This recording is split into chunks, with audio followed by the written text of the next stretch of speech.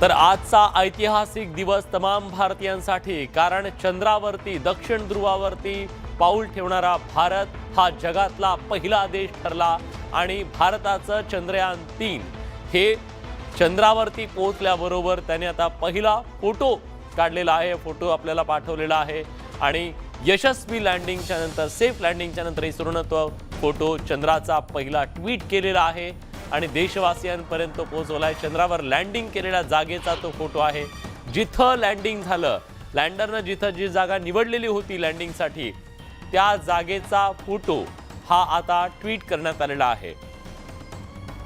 तमाम भारतीयांसाठी आजचा दिवस हा अतिशय अभिमानाचा आहे आणि हीच ती जागा ज्या ठिकाणी भारताचं चंद्रयान-3 उतरलेलं आहे। या सगळ्या परिसरातल्या मातीचा, हवेचा सगळा अभ्यास केला जाणार आहे, वातावरणाचा अभ्यास केला जाणार आहे, तिथं हवा आहे की नाही इथपासून ते तिथल्या मातीतले सूक्ष्म कण या सगळ्याचा अभ्यास हे चंद्रयान-3 करणार आहे।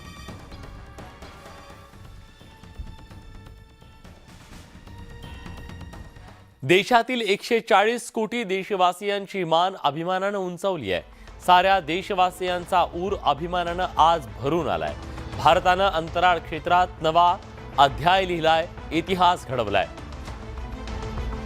भारतीय चांद्रयान-3 यशस्वीपणे चंद्रावर उतरण्याचा महत्त्वाचा टप्पा संध्याकाळी 6:04 पार पडला। चंद्राच्या दक्षिण ध्रुवाजवळ यान उतरवणारा भारत जगातला पहिला देश ठरला। चंद्रयानचं लँडिंग यशस्वी होणार असा ठाम विश्वास इस्रोनं व्यक्त केला होता, तो खरा करून दाखवला। भारतासह जगातील प्रत्येकाच्या नजरा ऐतिहासिक घटनेकडे लागल्या होत्या। जसजसा लँडिंगचा क्षण जवळ येत होता तसतशी धाकधूक वाढत गेली, श्वास रोखले गेले, हात जोडले गेले आणि डोळे मिटले गेले आणि बातमी आली, चांद्रयान-3 मोहीम फत्ते झाली। चंद्रावर पोहोचतात यानानं संदेश पाठवला, चंद्रावर मी पोहोचलो आणि तुम्ही, असा संदेश यानाकडून आला आणि प्रत्येक भारतीयाच्या डोळ्यात आनंदाश्रू तरळले। चंद्रावर यान उतरवणारा भारत हा चौथा देश ठरलाय। याआधी अमेरिका, चीन आणि रशियानंतर भारतानं ही कामगिरी करून दाखवली आहे। तर चंद्राच्या दक्षिण ध्रुवाजवळ उतरणारा भारत जगातला पहिला देश ठरलाय। त्यामुळे भारताच्याच नाही तर संपूर्ण जगाच्या इतिहासात अशा दक्षिण ध्रुवाच्या उंबरठ्याला भारतानं गवसणी घातली आहे। भारताच्या यशाचा सूर्य थेट चंद्रावर उगवला। भारताच्या चंद्रयान-3नं यशस्वी लँडिंग केलं। भारताच्या शिरपेचात अक्षरशः मानाचा तुरा रोवणारी ही मोहीम अनेक अर्थांनी महत्त्वाची आहे। चांद्रयान-3 यशस्वीरित्या चंद्राच्या पृष्ठभागावर उतरलं। अशी कामगिरी करणारा भारत चौथा देश ठरला, तर चंद्राच्या दक्षिण ध्रुवाजवळ पोहोचणारा भारत जगातला पहिला देश ठरला। इस्रोची ही कामगिरी अनेक कारणांसाठी महत्त्वाची आहे। चंद्रयान-3 चंद्राच्या दक्षिण ध्रुवावर मातीचा अभ्यास करणार आहे, पृथ्वी, सूर्यमाला, चंद्राच्या निर्मितीची रहस्य उलगडणार आहे। चंद्रावर सिलिकॉन, लोह, टायटॅनियम सारखी दुर्मिळ खनिजे शोधणार आहे। अब्जावधी वर्ष अंधार, प्रचंड थंडीतल्या मातीत बर्फाचे रेणू शोधणार आहे। बर्फ, पाण्याचा अंश सापडल्यास भविष्यातील मोहिमांना त्याचा फायदा होणार आहे। पाणी असल्यास चंद्रावर ऑक्सिजन, हायड्रोजनची निर्मिती शक्य आहे का? ऑक्सिजन निर्मितीनंतर चंद्रावर मानवी वस्तीचं स्वप्न दृष्टिक्षेपात येणार आहे। भारताची चंद्रयान-3 ही मोहीम यशस्वी ठरली। यानंतर संपूर्ण देशभरात जल्लोषाचं वातावरण आहे। संपूर्ण देशानं इस्रोच्या शास्त्रज्ञांवर कौतुकाचा अक्षरशः वर्षाव केला। इस्रोच्या चांद्रयान-3 मोहिमेकडे भारतासह संपूर्ण जगाचं लक्ष लागलं होतं। विक्रम लँडर जसजसा चंद्राच्या जवळ येत होता तसतसा सगळ्यांचं उत्कंठा शिगेला पोहोचली होती। अखेर संध्याकाळी 6:04 विक्रम लँडरनं यशस्वीपणे चंद्राच्या पृष्ठभागावर सॉफ्ट लँडिंग केलं। त्यानंतर संपूर्ण भारतात एकच जल्लोष निर्माण झाला। भारत माता की जय आणि वंदे मातरमच्या घोषणाने संपूर्ण देश दुमदुमून गेला। सर्व भारतीयांनी एकमेकांचं अभिनंदन करत चांद्रयान-3च्या मोहीम यशस्वी ठरल्याबद्दल आनंद व्यक्त केला। एकमेकांना मिठाई वाटत आनंद साजरा केला। इस्रोच्या यशस्वी मोहिमेनंतर देशात जल्लोषाचं वातावरण पाहायला मिळालं। सर्व भारतीयांनी इस्रोच्या शास्त्रज्ञांचं अभिनंदन केलं। भारताचं चंद्रयान-3 चंद्राच्या दक्षिण ध्रुवावर यशस्वीरित्या उतरलं। हा चंद्राचा तो भाग आहे जिथं आजपर्यंत कोणीही पोहोचू शकलेलं नाही। याआधी अनेक देशांनी या भागापर्यंत पोहोचण्याचा प्रयत्न केला, पण तो यशस्वी होऊ शकला नाही। 2019 मध्ये भारताचं चांद्रयान-2 दक्षिण ध्रुवावर उतरण्यापूर्वी काही अंतरावर क्रॅश झालं। त्यानंतर चंद्राच्या दक्षिण ध्रुवावर उतरण्यासाठी मिशन चांद्रयान-3ची घोषणा करण्यात आली। दक्षिण ध्रुवावर पाणी आणि बर्फाचे मोठे साठे आहेत. चंद्राचा हा भाग अंधारात असतो.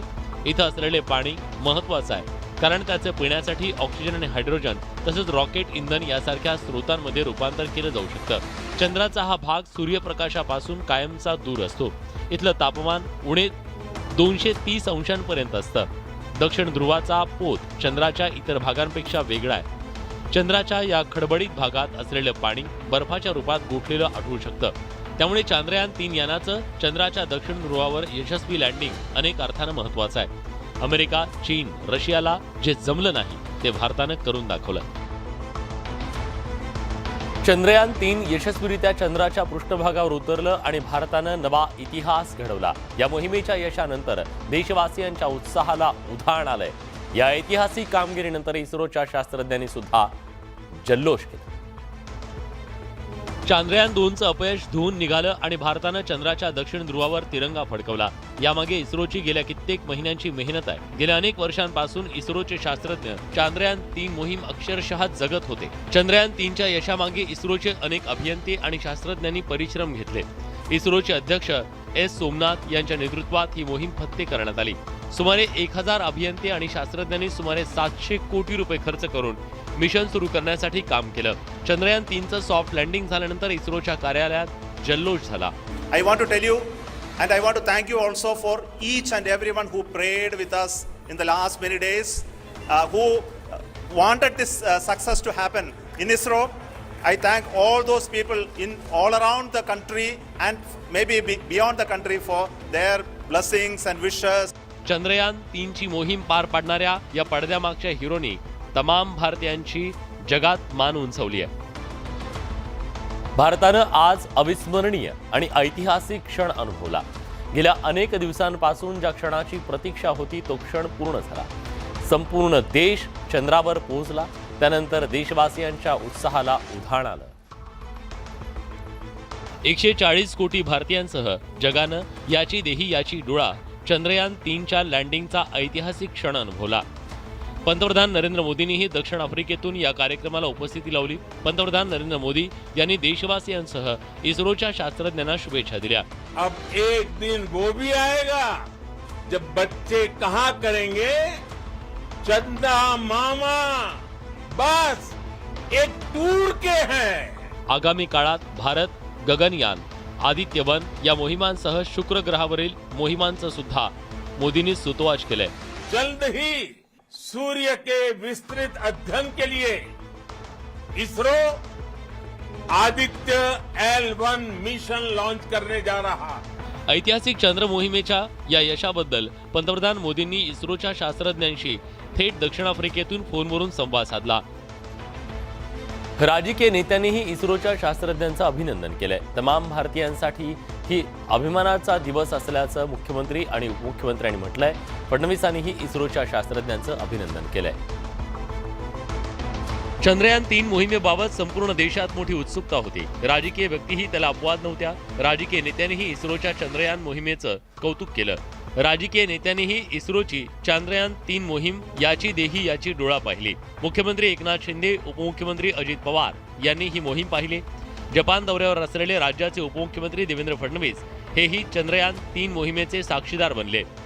ज्यांनी योगदान दिलं ते सर्व शास्त्रज्ञ, संशोधक, तंत्रज्ञ सगळे ज्यांनी याच्यामध्ये सहभाग घेतला त्यांचं मनापासून अभिनंदन. त्यांच्या चेहऱ्यावरचा आनंद आणि त्यांचा उत्साह हा माझा देखील उत्साह वाढवणारा होता. आजचा दिवस हा खरोखर अत्यंत महत्त्वपूर्ण असा दिवस आहे. भाजपच्या अनेक नेत्यांनी चंद्रयान 3 मोहिमेच्या यशस्वीबद्दल जल्लोष साजरा केला. इस्रोच्या शास्त्रज्ञांचा अभिमान असल्याची प्रतिक्रिया सगळ्यांनी दिली. चंद्रयान 3 मोहिमेचं यश देशातील वैज्ञानिक आणि मेहनत करणाऱ्या लोकांचं यश आहे असं राष्ट्रवादी काँग्रेसचे अध्यक्ष शरद पवार यांनी म्हटलंय. काँग्रेसचे नेते राहुल गांधी यांनी सुद्धा इस्रोच्या शास्त्रज्ञांचं कौतुक केलंय. वैज्ञानिकांच्या अनेक दशकांच्या कठोर परिश्रमाचं हे यश असल्याचं राहुल गांधी म्हणाले. राष्ट्रवादी काँग्रेसचे अध्यक्ष शरद पवारही इस्रोच्या चंद्रयान 3 मोहिमेचे साक्षीदार बनले. वरळीच्या नेहरू प्लॅनेटोरियममध्ये जाऊन त्यांनी इस्रोची ऐतिहासिक कामगिरी पाहिली. चंद्रयान 3च्या यशस्वी मोहिमेबद्दल राष्ट्रवादी काँग्रेसचे अध्यक्ष शरद पवार यांनी इस्रोच्या शास्त्रज्ञांचं कौतुक केलं. विज्ञान आणि तंत्रज्ञानाच्या जगात आपण कायम अपडेट असलं पाहिजे हे इस्रोनं पुन्हा एकदा दाखवून दिलंय असं म्हणत पवारांनी वैज्ञानिकांचं कौतुक केलं. आजचा दिवस हा एक प्रकारचा ऐतिहासिक दिवस आहे. चंद्राच्या दक्षिण ध्रुवावर सॉफ्ट लँडिंग हे आपल्या वैज्ञानिक समुदायाच्या अनेक दशकांच्या प्रचंड कल्पकतेचं आणि कठोर परिश्रमाचं यश आहे. 1962 पासून भारताच्या अंतराळ कार्यक्रमानं नवीन उंची गाठणं आणि स्वप्न पाहणाऱ्या तरुण पिढीला प्रेरणा देणं सुरू ठेवलंय असं ट्विट काँग्रेसचे नेते राहुल गांधींनी केलंय. चंद्रयान 3नं 14 जुलै 2023 पासून पृथ्वीपासून चंद्रापर्यंतच्या प्रवासाला सुरुवात केली. आज म्हणजे 23 ऑगस्टला चंद्रयान 3 चंद्राच्या पृष्ठभागावर यशस्वीरित्या उतरलं. चंद्रयान 3नं पृथ्वीपासून चंद्रापर्यंतचा 3,84,000 किलोमीटरचा प्रवास यशस्वीरित्या पूर्ण केला. 5 जुलैला चंद्रयान 3ला अंतराळात नेणाऱ्या LVM-3 रॉकेटशी जोडलं गेलं. 6 जुलैला इस्रोनं मिशन चंद्रयान 3चं प्रक्षेपणाची तारीख जाहीर केली. 14 जुलैला बाहुबली रॉकेटद्वारे चंद्रयान 3चं श्रीहरिकोटातून यशस्वी प्रक्षेपण करण्यात आलं. 15 जुलैला LVM-3 M4 रॉकेटनं चंद्रयान 3 योग्य कक्षेत पोहोचलं. 22 जुलैला चंद्रयान 3नं चौथ्या कक्षेत प्रवेश केला. 25 जुलैला चंद्रयान 3ला पृथ्वीच्या कक्षेतून बाहेर काढण्यासाठी बूस्टिंग करण्यात आलं. 5 ऑगस्टला चंद्रयान 3 यशस्वीरित्या चंद्राच्या कक्षेत पोहोचलं. 6 ऑगस्टला चंद्रयान 3नं चंद्राचा पहिला फोटो पाठवला. चंद्राच्या दुसऱ्या कक्षेत पोहोचलं. 9 ऑगस्टला चंद्रयान 3 चंद्राच्या तिसऱ्या कक्षेत यशस्वीरित्या पोहोचलं. 10 ऑगस्टला चंद्रयान 3नं पृथ्वी आणि चंद्राचे फोटो पाठवले. 17 ऑगस्टला चंद्रयान 3 मधील विक्रम लँडर प्रोपल्शन मॉड्यूलपासून वेगळं झालं. 21 ऑगस्टला चंद्रयान 2 आणि चंद्रयान 3चा एकमेकांशी संपर्क झाला. 23 ऑगस्टला चंद्रयान 3चं चंद्राच्या पृष्ठभागावर यशस्वी लँडिंग झालं. तिरंगा फडकला. भारतानं चंद्रावर तिरंगा फडकवत अंतराळ क्षेत्रात नवा इतिहास घडवला. इस्रोची चंद्रयान 3 मोहीम यशस्वी ठरली. या मोहिमेला तब्बल 600 कोटीहून अधिकचा खर्च आला. चांद्रयान 1 हे 22 ऑक्टोबर 2008 रोजी लॉन्च करण्यात आलं. चांद्रयान 1 या मोहिमेसाठी एकूण 386 कोटी रुपये खर्च आला. आता चांद्रयान 3 मोहिमेसाठी सुमारे 600 कोटी रुपयांहून अधिक खर्च आलाय. महत्त्वाचं म्हणजे भारताच्या चंद्र मोहिमेचा खर्च इतर सर्व देशांच्या तुलनेत फारच कमी आहे. चंद्रयान 3 मोहिमेसाठी चंद्रयान 2च्या तुलनेत कमी खर्च आला. कारण चंद्रयान 3 मधून फक्त लँडर आणि रोवर हे अवकाशात पाठवण्यात आले. याआधी प्रक्षेपित करण्यात आलेल्या चंद्रयान 2च्या ऑर्बिटरचा वापर चंद्रयान 3 मोहिमेत वापरण्यात आला. चांद्रयान 3 मध्ये ऑर्बिटर पाठवण्यात आलं नाही. चंद्रयान 2च्या ऑर्बिटरचा चंद्रयान 3 सोबत संपर्क झाला. त्यामुळे या मोहिमेत आता चंद्रयान 2ची सुद्धा मदत होणार आहे. चंद्रयान 2 मोहिमेसाठी 960 कोटी रुपये खर्च होता, तर चंद्रयान 3 मोहिमेसाठी 615 कोटी रुपये खर्च आहे. चंद्रयान 3 प्रक्षेपणाचा खर्च सुमारे 75 कोटी आहे.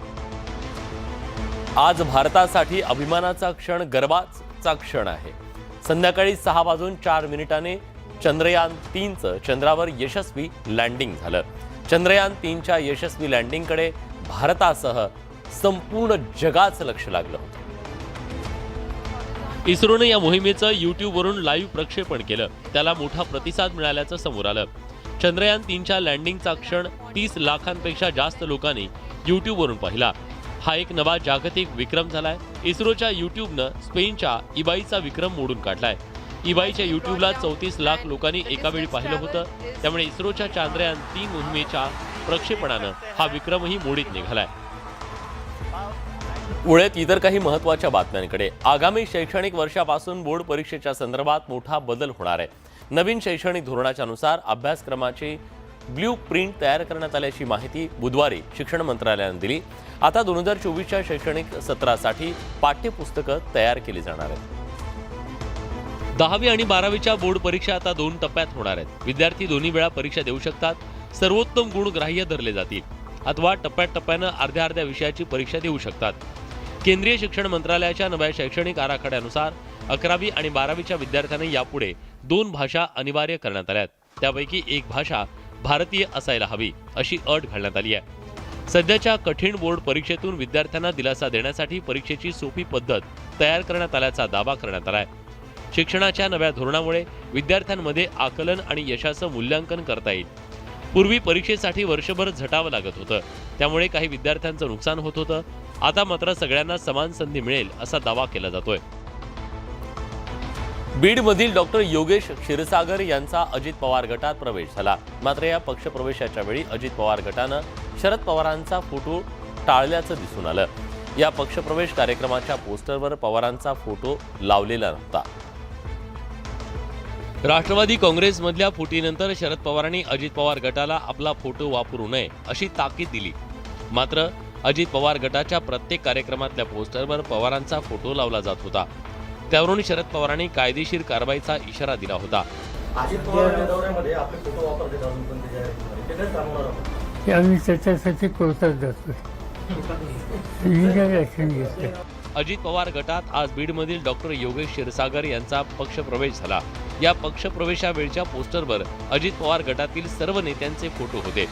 मात्र या पोस्टरवर शरद पवारांचा फोटो लावण्यात आला नव्हता. शरद पवारांनी दिलेल्या कायदेशीर कारवाईच्या इशाऱ्यानंतर अजित पवार गटानं हे पाऊल उचलल्याची चर्चा आहे. उपमुख्यमंत्री अजित पवारांनी बारामतीचा दौरा करणं यात नवलाची अशी कुठलीही गोष्ट नाही. मात्र पक्षात पडलेल्या फुटीनंतर अजित पवार पहिल्यांदाच बारामतीत शक्ती प्रदर्शन करणार आहेत. बदललेल्या राजकीय समीकरणात सुप्रिया सुळेंच्या मतदारसंघात होणारं शक्ती प्रदर्शन अनेक अर्थाने महत्त्वाचं ठरणार.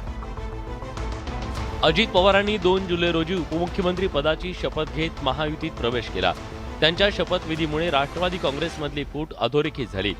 त्यानंतर तब्बल 1.5 महिन्यांनी अजित पवार येत्या 26 ऑगस्टला बारामती दौऱ्यावर येत आहेत. बारामती मतदारसंघ हा पवार कुटुंबाचा बालेकिल्ला म्हणून ओळखला जातो. उपमुख्यमंत्री झाल्यानंतर अजित पवार पहिल्यांदाच बारामतीत येणार असल्यानं त्यांच्या दौऱ्याला महत्त्व प्राप्त झालंय. बारामतीकरांच्यामुळं मी इथं आलो. मी आज जे काही तुमच्याशी बोलू शकतो ते बारामतीकरांचे आशीर्वाद, बारामतीकरांचं प्रेम, बारामतीकरांचा भरभक्कम पाठिंबा. अजित पवारांनी बारामतीत येणार असल्याचं स्पष्ट केल्यानं त्यांच्या गटातील कार्यकर्त्यांमध्ये उत्साह संचारलाय.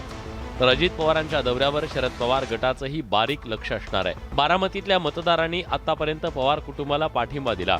आता पवार कुटुंब 2 पक्षात विभागलं गेलं. त्यामुळे मतदार विभागले गेले का या प्रश्नाच्या उत्तराकडे सगळ्यांचं लक्ष लागलंय. मनसे अध्यक्ष राज ठाकरे यांनी कार्यकर्त्यांच्या लेखाची इच्छा पूर्ण केली. मनसेचे कार्यकर्ते विशाल देशपांडे यांचा लेक राज देशपांडे एका दुर्मिळ आजारानं ग्रस्त आहे. वडिलांप्रमाणेच राज देशपांडे सुद्धा राज ठाकरेंचे फॅन आहेत. त्यामुळेच राज देशपांडे यानं राज ठाकरेंना भेटण्याची इच्छा वडील विशाल देशपांडे यांच्याकडे व्यक्त केली होती. पुणे जिल्ह्याच्या दौऱ्यावर असताना राज ठाकरे यांना मनसैनिकाच्या लेकाच्या आजाराबद्दल कळलं.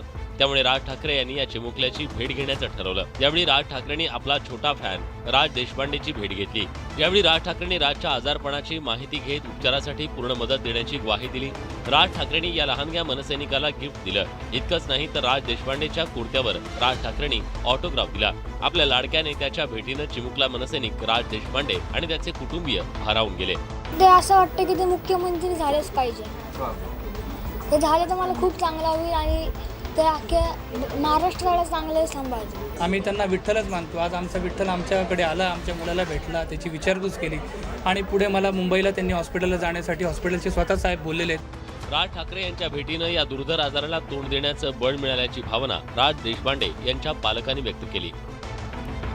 केंद्र सरकारनं कांद्यावरील निर्यात शुल्क 40% करण्याचा निर्णय घेतला. ही अप्रत्यक्षपणे निर्यात बंदीच असल्याचा आरोप करत कांदा उत्पादक आक्रमक झाले. नाशिक जिल्ह्यातल्या व्यापारी संघटनांनी बेमुदत लिलाव बंदचा निर्णय घेतला होता. मात्र आता नाशिक जिल्ह्यातील व्यापाऱ्यांनी बेमुदत लिलाव बंदचा निर्णय मागे घेतलाय. केंद्रीय मंत्री भारती पवार यांच्या मध्यस्थीनंतर हा निर्णय व्यापाऱ्यांनी घेतलाय. व्यापाऱ्यांनी लिलाव बंदचा निर्णय मागे घेतल्यानं उद्यापासून कांद्याचे लिलाव सुरू होणार आहेत.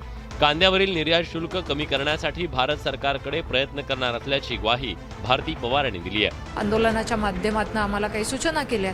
त्यांच्याही आंदोलनाचा आणि सूचनांचा आम्ही स्वीकार करत त्यातनंही काही चांगले निर्णय घेता येतील याचा एक अहवाल केंद्राकडे पाठवणार आहे. त्या ज्या मागण्या होत्या त्या ताईंनी वरती केंद्रापर्यंत घेऊन जाईल असं त्यांनी ते काही त्यांना सांगितलंय आणि त्यांच्या शब्दाला आपण मान देऊन उद्यापासून मार्केट हे पूर्वत करतोय.